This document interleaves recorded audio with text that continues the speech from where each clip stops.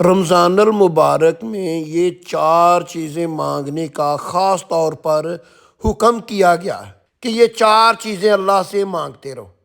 اور نبی صلی اللہ علیہ وآلہ وسلم نے خاص طور پر رمضان المبارک میں کون سے ذکر اذکار کرنے کا حکم کیا، اور مولانا اسحاق صاحب رمضان کے بارے میں کیا بیان کرتے ہیں۔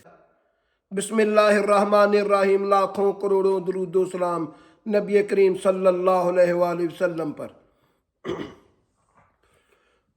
رمضان المبارک میں کون کون سے ذکر اذکار کرنے کا حکم دیا گیا ہے؟ 4 باتوں کا ذکر کیا گیا ہے کہ یہ کام کثرت سے کیا کرو۔ پہلا، لا الہ الا اللہ کا ذکر کثرت سے کیا کرو، اور استغفار کثرت سے کیا کرو، اور جنت اللہ سے مانگا کرو، اور جہنم سے بچنے کی توفیق مانگا کرو، جہنم سے پناہ مانگا کرو۔ اور فرمایا کہ سبحان اللہ والحمدللہ ولا الہ الا اللہ واللہ اکبر، یہ اذکار بھی کیا کرو۔ آپ خود سن لیں کہ مولانا اسحاق صاحب کیا بیان کر رہے ہیں۔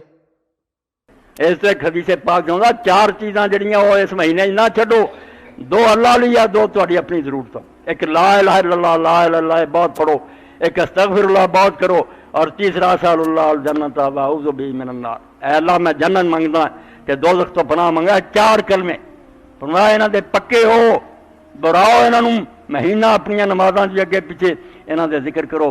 اور رسول کریم علیہ الصلوۃ والسلام فرمایا اللہ دی تسبیح، خدا دی پاکیزگی بیان کرے ایڈا پیارا کہ 4 کلمے قرآن پاک تو علاوہ فرمایا قرآن دا برابری کوئی نہیں اللہ دا کلام، ورنہ انسان دی زبانوں جو دن رات نکلدا حب الکلام اللہ ربا، اللہ نو 4 بول سب تو پیارے ہیں، چھوٹے چھوٹے سبحان اللہ، الحمدللہ، لا الہ الا اللہ، اللہ اکبر، انہاں نو ملا لو تے واہ جوڑ دی جاندی ہے، سبحان اللہ والحمدللہ ولا الہ الا اللہ واللہ اکبر، الگ الگ بھی پڑھی جاؤ ٹھیک ہے۔ ایسی اچھی ویڈیو دیکھنے کے لیے میرا چینل ضرب الاسلام سبسکرائب کر لیں، بیل آئیکن کے نشان کو آن کر لیں تاکہ میری لیٹسٹ ویڈیو آپ کو وقت پر مل سکے۔